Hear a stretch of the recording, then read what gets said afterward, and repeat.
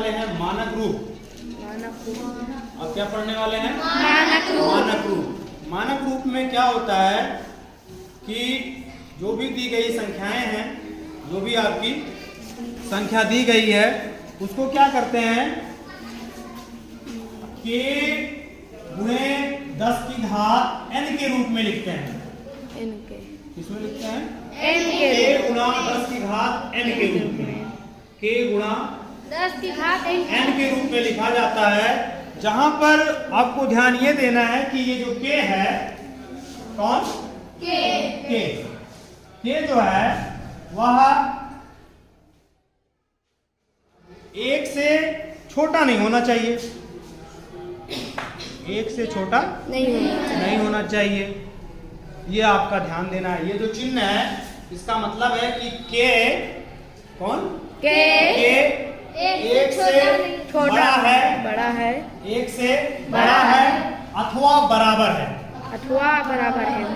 इस जो चिन्ह का मतलब है, इसका ये जो चिन्ह दिख रहा है आपको, दो चिन्ह यहाँ पर ये लगे हैं, इसका मतलब है कि के 1 से बड़ा है अथवा बराबर है। या फिर आगे इसको इस तरह से लिखेंगे 10 से छोटा है। अब इसको हम पढ़ेंगे कैसे? एक चीज ये भी सीख लीजिए। नहीं, बड़ा है। ये जो है आपका बड़ा है अथवा बराबर है किसके? एक जबकि 10 से क्या है? छोटा है। 10 से छोटा है। तो कहने का मतलब है कि ये जो आपको लिखा गया है के गुणे 10 की घात n के रूप में लिखना है। यहाँ के की जगह पर क्या होगी? संख्या होगी 1 से लेकर के कहां तक? 9 तक। 1 से लेकर के 9 तक। मानक रूप में लिखने के लिए फिर से आप समझ लीजिएगा, किसी भी संख्या को मानक रूप में लिखने के लिए सबसे पहले क्या करेंगे कि उस संख्या को के गुणे 10 की घात n के रूप में लिखते हैं। के गुणे 10 की घात n के रूप में लिखते हैं। अब जहां पर k का वैल्यू क्या होगा? के आपको यहां ध्यान देना है, इस चीज को नोट कर लीजिएगा अभी आप। जहां पर k जो है वो 1 से बड़ा हो अथवा 1 के बराबर हो, लेकिन 10 से छोटा होना चाहिए। तो अब 1 से जो है आपका क्या है? बड़ा हो भैया, बराबर हो। तो अब कौन कौन सी संख्या आ जाएगी? लेकिन 10 से छोटा आना चाहिए। तो गिनती कौन कौन सी होगी? 1 2 3 4 5 6 7 8 9। 10 से छोटा है ना? तो 10 से छोटा यही आपकी 9 संख्या हुई। हाँ, अच्छा। अब इसको आपको लिखना है। एक सिंपल सा आपको आसान सी भाषा में बता दें कैसे लिखा जाएगा। मिटाने के लिए कहाँ जी?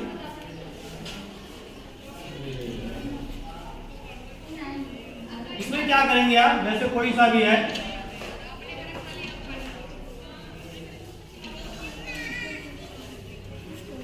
सिंपल है, बहुत आसान सा, कुछ आपको करना नहीं है। बस ये जो भी संख्या होगी, ये आपको मान लीजिए ये संख्या दिख रही है, इसके तुरंत बाद आपको क्या करना है? दशमलव लगाना है। इसके तुरंत बाद क्या करना है? दशमलव लगाना है। और ये दोनों संख्याओं को लिख लेना है। ठीक, यहाँ पर गुणा का चिन्ह लगाना है। कौन सा चिन्ह लगाना है? गुणा का चिन्ह लगाना है। फिर ये 10 की घात n के रूप में, अभी आपने देखा ना कैसे लिखा हो जाएगा? के गुणे 10 की घात n के रूप में लिखना चाहिए इसको।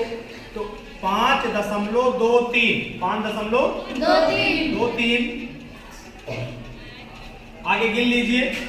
1 2 3 4 5 6 7 8 9। 10 की घात 9। यही आपका हो जाएगा आंसर, मतलब मानक रूप। ठीक है। अब मान लीजिए इसका लिखना है हमको, तो तुरंत आपको क्या करना है? एक अंक के तुरंत बाद दशमलव लगाइएगा। दशमलव के बाद गिन लीजिएगा कितनी गिनती बच रही है, कितनी संख्या बच रही है। ठीक है ना? तो 5.345 गुणा 10 की घात 1 2 3 10 की घात 3। एकदम आसान सा बात है, आपको इस तरह से इसको कर लेना है। जो कोई भी होगा आपका, अब जैसे हम ये तो आपको समझाने की बात थी, अब अगर क्वेश्चन को हल करना होगा तो कैसे हम हल करेंगे? मेरा ख्याल है आपके समझ में भी आ गया होगा। क्वेश्चन आपका यहाँ पर है 62 करोड़ था ये। तो 62 करोड़ को मैं नहीं बता रहा हूँ, आपको कोई उदाहरण देखिएगा।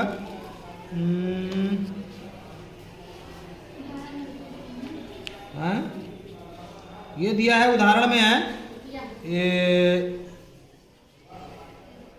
इकाई, दहाई, सैकड़ा, हजार, 10,000, लाख, 10 लाख, करोड़, 10 करोड़, अरब, 10 अरब, खरब। 1 खरब ज्यादा बड़ा है।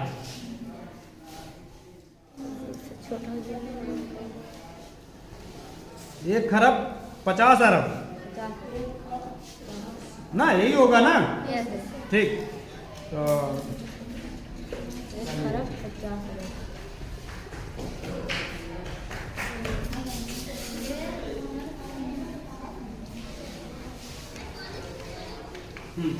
अब इसको आपको क्या करना है, मानक रूप में लिखना है। किसमें लिखना है? मानक रूप में। सीधा सीधा आप लिखेंगे का मानक रूप में बराबर, का मानक रूप बराबर। जैसा कि मैंने बताया है, आपको सिर्फ और सिर्फ क्या करना है, एकदम आसान सी भाषा में एक अंक के तुरंत बाद दशमलव लगा दीजिएगा। ठीक, लगा दीजिए। तो यह आपका हो जाएगा 1.5। उसके आगे कोई गिनती, ये सब जीरो है ना, दशमलव के बाद जीरो की कोई वैल्यू नहीं होती है। अब गिन लो कितनी संख्या है आपकी। 1 यहीं से गिनिएगा, दशमलव लगाया आपने, यहीं से गिन लो कितना बच रहा है। 1 2 3 4 5 6 7 8 9 10 11। तो गुणे 10 की घात 11। अब हमको लग रहा है कि आप लोग समझ गए होंगे मानक रूप। अच्छा, यहाँ पर एक थोड़ी सी दिक्कत ये है कि जब इस टाइप का होगा तो आप कर लेंगे, क्यों जी? यस। अगर इस टाइप का है, मान लो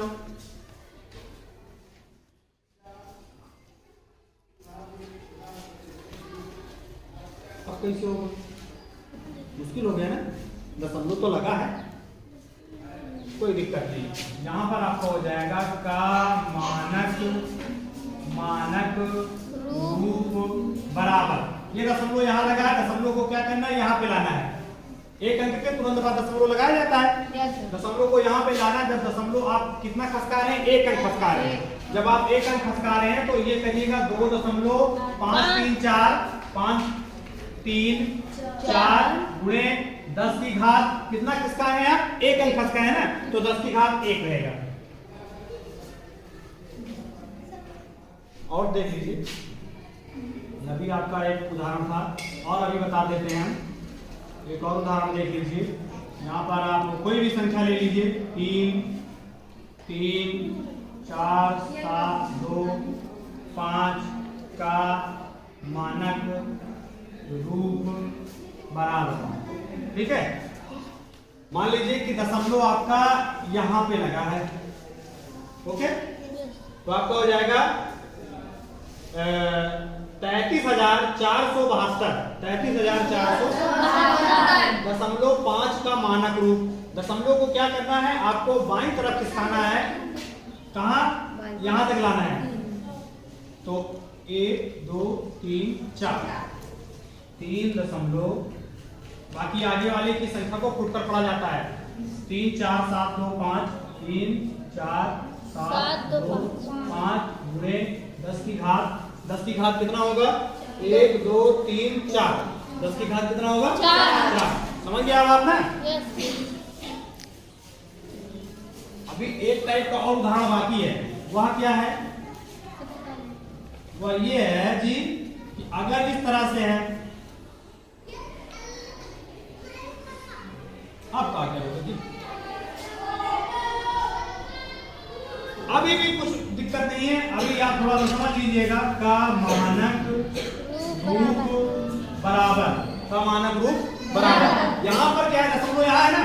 दशमलव को करने के लिए आपको आसान सा बता दे रहे हैं। दशमलव को कहाँ ले जाना है, यहाँ पे ले जाना है। जबकि आपको भी बताया गया था k गुणे 10 की घात n के रूप में, और जहाँ k क्या है, k जो है वह 1 से बड़ा होना चाहिए। 1 से क्या होना चाहिए, अथवा 1 के बराबर होना चाहिए, लेकिन 10 से छोटा होना चाहिए। तो इस दशमलव को हम कहाँ लाएंगे, यहाँ लाएंगे। 3 दशमलव 2, 3.2। यहाँ पर ध्यान ये दीजिएगा, जब आप दशमलव को दाहिनी तरफ खिसकाओगे, किस तरफ? दाहिनी तरफ। 1 2 3 4 5 6, कितना है? 6 गुणे 10 की घात। जब आप दाहिनी तरफ खिसकाइएगा तो ये जो घात होगी वो आपकी माइनस रहेगी, -6। ऐसे कोई और उदाहरण ले लीजिए आप। 0.003 ये हो गया ना। अभी क्या हो जाएगा? का मानक रूप बराबर 3 दशमलव करना है, 3.321 गुणे 10 की घात 1 2 3 अंक खसका है ना ये, तो -3। अभी आप समझ गए, अब कर लेंगे, इतने में क्वेश्चन है आपके। हाँ, अब यहाँ पर आपका जो था कितना है? 62 करोड़ है। कितना था? 62 करोड़ ना, 62 करोड़ है, तो वो आपका हो जाएगा 6.2 गुणा 10 की घात। अब उसके बाद में आप गिन लीजिएगा, दशमलव यहीं पे लगा रहे हैं आप, तो उसके बाद से आप गिन लीजिएगा कितना अंक है। हाँ जी, क्लियर? Okay, thank you.